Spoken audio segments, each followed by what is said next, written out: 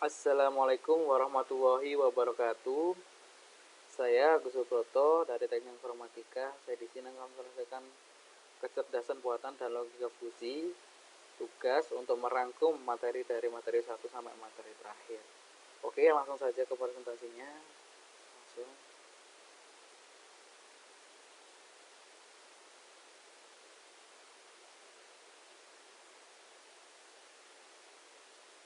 Sejarah AI. Di awal abad 20, seorang penemu Spanyol Torres Y. Cuarto membuat sebuah mesin yang dapat menskak mat raja lawannya dengan sebuah ratu dan raja. Artikel ilmiah pertama tentang kecerdasan buatan ditulis oleh Alan Turing pada tahun 1950 dan kelompok riset pertama dibentuk tahun 1954 di Carnegie Mellon University oleh Alan Neville dan Herbert Simon. Namun bidang kecerdasan buatan baru dianggap sebagai bidang tersendiri di konferensi di Dartmouth tahun 1956, di mana 10 orang peneliti muda memimpikan mempergunakan komputer untuk memodelkan bagaimana cara berpikir manusia. Definisi cerdas, kemampuan untuk mengerti atau memahami suatu dengan cepat dan tepat. Pelaku kecerdasan dapat ditandai dan diperoleh dengan belajar atau mengerti dari pengalaman. Kecerdasan memecahkan hal yang bersifat mendua atau kontradiktif, merespons situasi baru dengan cepat atau fleksibel, menggunakan alasan untuk memecah problem secara efektif, berurusan dengan situasi yang membingungkan, memahami dengan cara biasa atau rasional, menerapkan pengetahuan untuk manipulasi lingkungan, mengenali elemen penting pada suatu situasi. Kecerdasan buatan. 1. Sudut pandang kecerdasan. Kecerdasan buatan akan membuat mesin menjadi cerdas atau mampu membuat seperti apa yang dilakukan oleh manusia. Nomor 2. Sudut pandang penelitian. Kecerdasan buatan adalah studi bagaimana membuat komputer dapat melakukan sesuatu terbaik yang dilakukan manusia. Nomor 3. Sudut pandang bisnis. Kecerdasan buatan adalah kumpulan peralatan yang dapat sangat powerful dan metodologis dalam penyelesaian masalah bisnis. Nomor 4. Sudut pandang pemrograman. Kecerdasan buatan meliputi studi teknik pemrograman, simbolik, problem solving, dan pencarian atau searching. Oke. Komponen kecerdasan buatannya. 1. Basis pengetahuan atau knowledge base. Berisi fakta, teori, pemikiran, dan hubungan antara satu dengan yang lainnya. Kedua, motor intervensi atau intervention engineer. Kemampuan menarik kesimpulan berdasarkan pengalaman. Ini komputer. Komputer memiliki input, masalah, pertanyaan, dan lain-lain. Terus kita memiliki pengetahuan, ke motor referensi, jadi output, jawaban, solusi, dan lain-lain. Penerapan konsep kecerdasan buatan di komputer ya. Jadi ada inputnya, masalah, pertanyaan, dan lain-lain inputnya. Untuk outputnya, jawaban, solusi, dan lain-lain. Agen ya, seperti ini role-nya. Agen cerdas. Agen pertama processor, sensor, what is the objective to know, action to be done, condition action if then rule, actual action, improvement. Jadi ini pertanyaannya, terus sensornya ini apa yang mau dilakukan, actionnya apa, terus ini untuk penyelesaiannya seperti apa, baru masuk ke action. Oke, lanjut. Kecerdasan buatan. 1. Perbedaan antara kecerdasan buatan dan kecerdasan alami. 1. Kecerdasan buatan lebih permanen. 2. Lebih mudah diduplikasi dan disebarkan. 3. Lebih murah. 4. Konsisten dan menyeluruh karena kecerdasan buatan adalah bagian dari teknologi komputer.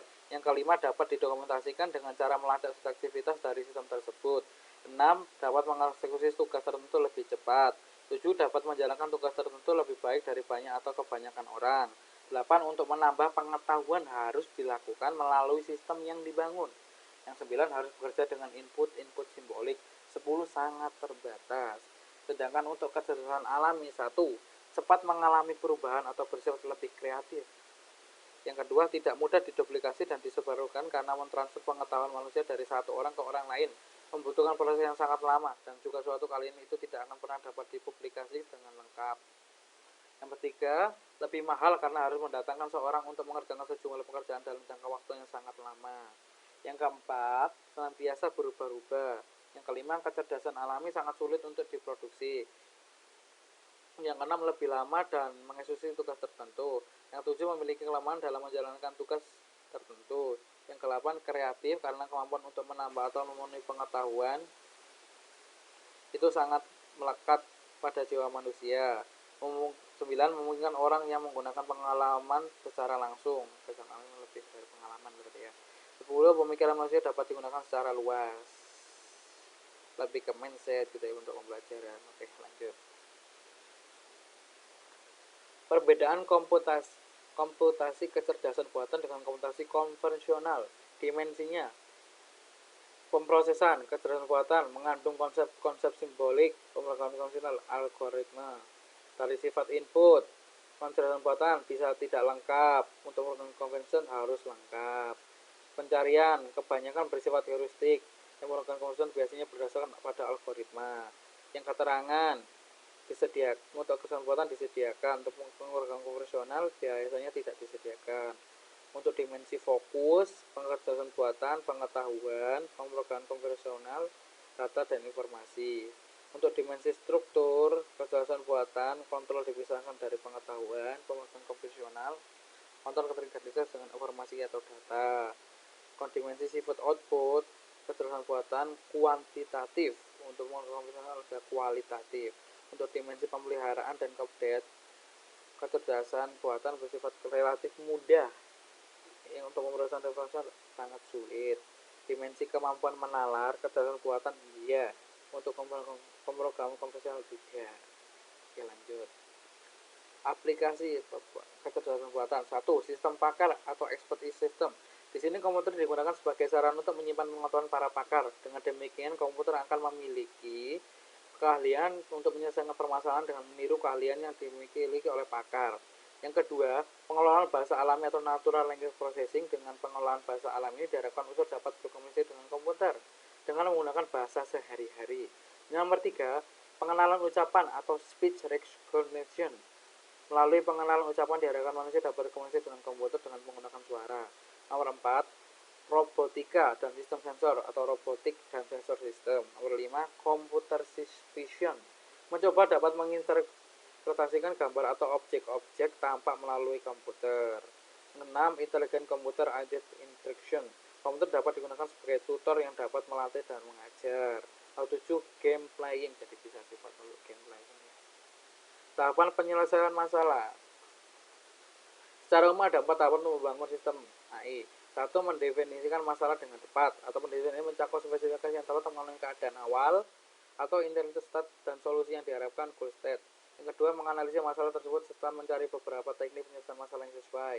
Nomor 3, mempresentasikan pengetahuan yang perlu untuk menyelesaikan masalah tersebut.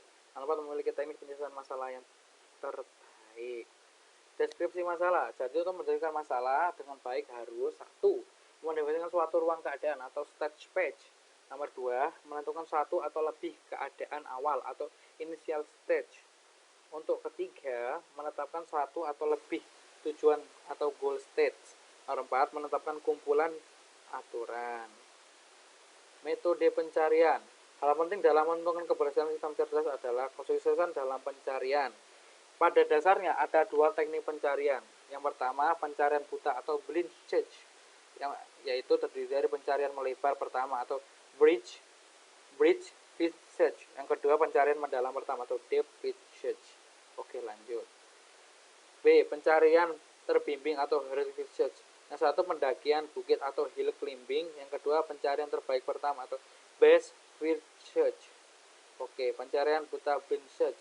1. Pencarian melebar pertama atau brain first search. Semua mode pada level N akan dikunjungi terlebih dahulu sebelum mengunjungi node-node pada level N plus 1. Pencarian dimulai dari node di akar, terus ke level 1 dari kiri ke kanan, kemudian berpindah ke level berikutnya dari kiri ke kanan hingga solusinya ditemukan. Yang kedua, pencarian mendalam pertama atau depth first search atau DFS. Proses pencarian dilakukan pada semua anaknya sebelum dilakukan pencarian ke node-node yang selevel. Pencarian dimulai dari node akar ke level yang lebih tinggi, proses diulangi terus hingga ditemukan solusi. B. Pencarian heuristik atau heuristic search. Pencarian buta tidak selalu dapat diterapkan dengan baik.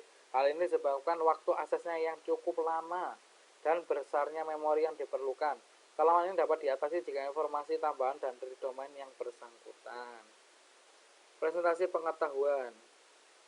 Mekanisme penalaran atau inference mekanisme kumpulan prosedur yang digunakan untuk menguji atau melacak dan mencocokkan mencari solusi.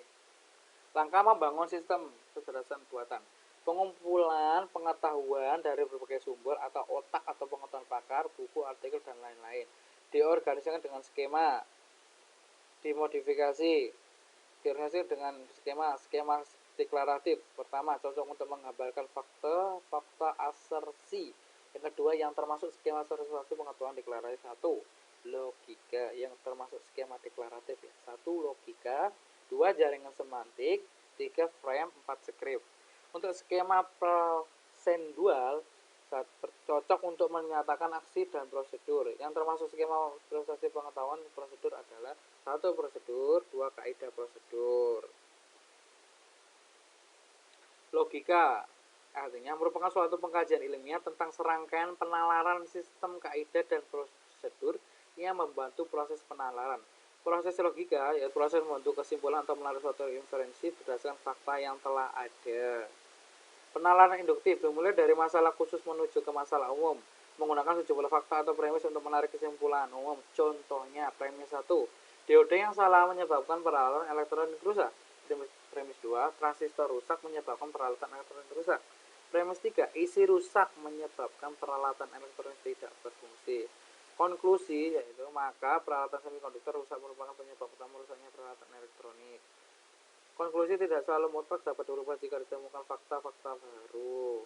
Penalaran deduktif. Penalaran ini bergerak dari penalaran umum menuju ke konklusi khusus. Umumnya dimulai dari suatu silogisme atau pernyataan premis dan inferensi. Umumnya terdiri dari 3 bagian yaitu premis mayor, premis minor, dan konklusi. Contohnya premis mayor. Jika hujan turun, saya tidak akan lari pagi. Premis minor, pagi ini hujan turun. Untuk konklusinya, oleh karena itu pagi ini saya tidak akan lari pagi. Seperti itu. Kayak premis minor itu penyebabnya apa, yang konklusi alasannya. Oke. Pengukuran kuantitatif atau quantifier. Penggunaan quantifier adalah simbol untuk menyatakan suatu rangkaian variabel dalam suatu ekspresi logika. 2. Pengukuran kuantitatif yaitu ukuran kuantitatif universal atau semua atau setiap. Ukuran kuantitas esensial atau ada atau beberapa. Contoh posisi, semua orang Jogja adalah warga negara Indonesia. Deskripsi, orang Jogja tidak warga Indonesia. Tidak. Simbol X menyatakan bahwa ekspresi ini berlaku secara universal benar, yaitu semua nilai X. Jika X adalah orang Jogja, maka benar jika X adalah warga negara Indonesia. Basis pengetahuan dan karakter pengetahuan. Langkah pertama adalah membuat sistem kecerdasan buatan dalam membangun basis pengetahuan. Digunakan oleh motor inferensi dalam nalar dan mengambil kesimpulan. Knowledge engineer proses mengumpulkan dan mengorganisasi pengetahuan. Knowledge representation atau proses bagaimana pengetahuan dipresentasikan untuk membantu basis pengetahuan. Dapat diprogram dengan bahasa komputer dan disimpan dalam memori. Fakta dan pengetahuan lain yang terkandung di dalamnya dapat digunakan untuk melakukan penalaran terdiri dari struktur data dan proses untuk penafsiran berhubungan dengan representasi pengetahuan. Logika proposisi. Proposisi suatu pernyataan yang dapat bernilai benar atau salah. Ditunjuk dengan simbol-simbol contoh P dan H. Penggabungan proposisi memakai operator logika. Konjungsi, lambangnya V ke bawah, N. Disjungsi, lambangnya V atau OR. Negasi, lambangnya kayak miring terus ke bawah atau not. Implikasi atau if then equivalency. If at and only if, itu arah kiri arah kanan. Tabel kebenaran untuk hubungan negasi seperti ini. P min P T F F T. Oke. Jaringan semantik atau semantic network merupakan pengetahuan secara grafis yang menunjukkan hubungan antara berbagai objek disusun dari node dan ARC lines. Node representasi dari objek-objek properti atau properti value digambarkan dan dilingkarkan. ARC representasi dari hubungan antar node digambarkan dengan garis seperti ini. Wing, heartbeat, bit, travel seperti ini ya. Oke. Perluasan jaringan semantik. Perluasan dilakukan dengan menambah node dan menghubungkan dengan node. Node baru tersebut dapat merupakan objek tambahan atau properti tambahan. Umumnya penambahan dapat dilakukan dalam 3 cara. Yang pertama, objeknya yang sama. Yang kedua, objek yang lebih khusus. Yang ketiga, objek yang lebih umum. Not yang ditambahkan pada jaringan semantik secara otomatis mewarisi informasi yang telah ada pada jaringan contoh lain. Nomor mahasiswa if diawali dengan 1, 2, 3. Ani adalah mahasiswa if NIM ini adalah 1, 2, 3, 0, 0, 0, 0, 1. Jaringan semantiknya not bisa berisi objek mahasiswa, properti objek NIM nama alamat, properti value-nya 1, 2, 3, 0, 0, 0, 1 Ani Jogja. Aturan produksi. Interpretasi pengetahuan dengan aturan produksi berupa aplikasi aturan rule yang berupa if then. Antecedent bagiannya mengeksplorasi situasi atau permis atau pernyataan bervaluen if. Konsekuensi bagian yang menyatakan suatu tindakan tertentu atau konklusi yang diterapkan jika suatu situasi atau premis bernilai benar. Pernyataan berawalan dan. Yang ketiga, konsekuensi atau konklusi yang dinyatakan pada bagian dan baru dinyatakan benar jika bagian if pada sistem tersebut juga benar atau sesuai dengan aturan tertentu. Digunakan pada sistem pakar. Sistem produksi terdiri dari komponen-komponen. Yang pertama, ruang keadaan yang berisi keadaan awal, tujuan, kumpulan aturan yang digunakan untuk mencapai tujuan. Yang kedua, strategi kontrol berguna untuk mengarahkan bagaimana proses pencarian akan berlangsung dan mengendalikan arah eksplorasi. Script yaitu skema representasi pengetahuan yang sama dengan frame-nya, itu mempresentasikan pengetahuan berdasarkan karakteristik yang sudah dikenal sebagai pengalaman-pengalaman. Perbedaannya, frame menggunakan objek-objek sedangkan script menggambarkan urutan peristiwa. Dalam menggambarkan urutan peristiwa, script menggunakan slot yang berisi informasi tentang orang, objek, dan tindakan-tindakan yang terdiri dalam suatu peristiwa. Kondisi input yaitu kondisi yang harus dipenuhi sebelum terjadi atau berlaku suatu peristiwa dalam script. Track yaitu variasi yang mungkin terjadi dalam suatu script. Prop berisi objek-objek pendukung yang digunakan selama peristiwa terjadi. Role yaitu peran yang dimainkan oleh seseorang dalam peristiwa. Scan yaitu adegan yang dimainkan yang menjadi bagian dari suatu peristiwa. Hasil yaitu kondisi yang ada setelah urutan peristiwa dalam script terjadi. Contoh, jalur atau track, ujian tertulis mata kuliah kecerdasan buatan, role peran, mahasiswa pengawas, prop pendukung, lembar soal, lembar jawaban, absen, pena, dan lain-lain. Kondisi input, mahasiswa terdapat untuk mengikuti ujian. Mekanisme inferensi, untuk menyelesaikan suatu masalah atau persoalan, maka harus tahu domain dari persoalan itu. Nilai-nilai yang mungkin digunakan sebagai sebuah solusi tidak harus sebuah state atau keadaan, karena memang biasanya belum merupakan sebuah state atau keadaan atau kondisi yang konkret. Umumnya untuk menarik kesimpulan atau untuk mencapai goal berangkat dari fakta menuju ke goal. Yang satu, forward chaining, sering disebut juga data driven. Barangkali dari fakta atau data yang diketahui diberi fakta apa yang dapat disimpulkan, satu fakta yang diketahui diberikan atau dimasukkan ke dalam working memory. Kemudian diperoleh fakta baru, setiap fakta baru dicek sampai apakah fakta baru tersebut merupakan tujuan akhir yang diharapkan oleh lebih singkatnya. Start dengan beberapa fakta dalam working memory dengan menggunakan rule mendapatkan kesimpulan baru dan mengambil beberapa aksi yang baru. Setiap aksi yang dapat dicek apakah merupakan tujuan yang diharapkan. Backward chaining sering disebut goal driven, berangkat dari hipotesis atau tujuan yang diketahui. Hipotesis atau tujuan diberi apakah didukung oleh fakta-fakta, kemudian dicari rule yang mendukung. Fakta dicari hingga menjadi attested dari hipotesis terpenuhi, atau jika goal baru diperoleh merupakan data yang diketahui maka proses selesai. Atau lebih singkatnya, start dengan goal dan memperhatikan rule-rule yang akan menolong mengarah goal sampai dicapai inisial kondisi. Pengertian certain faktor, definisi ini menurut David McAllister. Certain faktor adalah suatu metode untuk membuktikan apakah suatu fakta itu pasti untuk tidak pasti yang berbentuk metrik yang biasanya digunakan oleh sistem pakar. Metode ini sangat cocok untuk sistem pakar yang mendiagnosis sesuatu yang belum pasti. Faktor kepastian atau certainty faktor diberikan oleh Solvliv Beckman dalam pembuatan Machine. Certainty faktor JF merupakan nilai parameter klinis yang diberikan Machine untuk menunjukkan berdasarkan kepercayaan. Kelebihan dan kekurangan metode certain factor.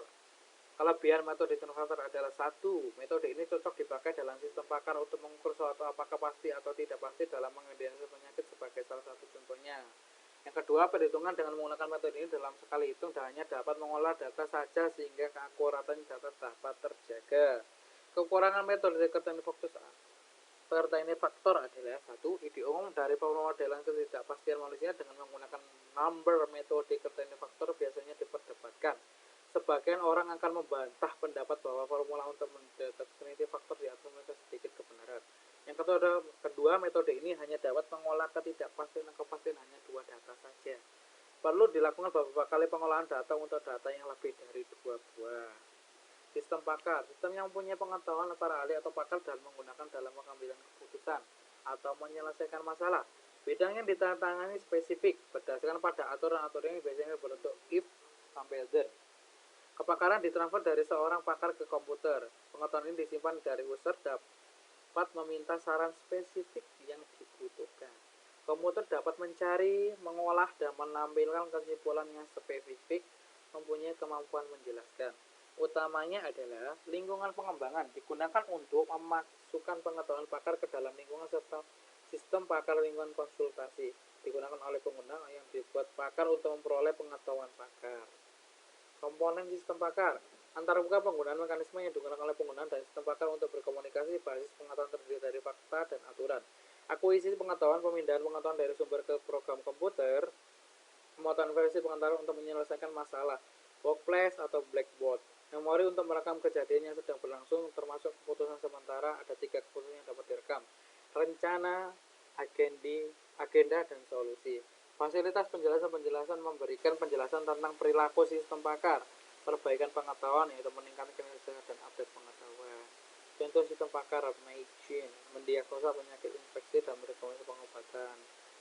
EL digunakan untuk menganalisa dan membantu rekayasa. Dalam menganalisa karakteristik sirkuit, nilai voltase dan strum yang ada pada semua titik sirkuit.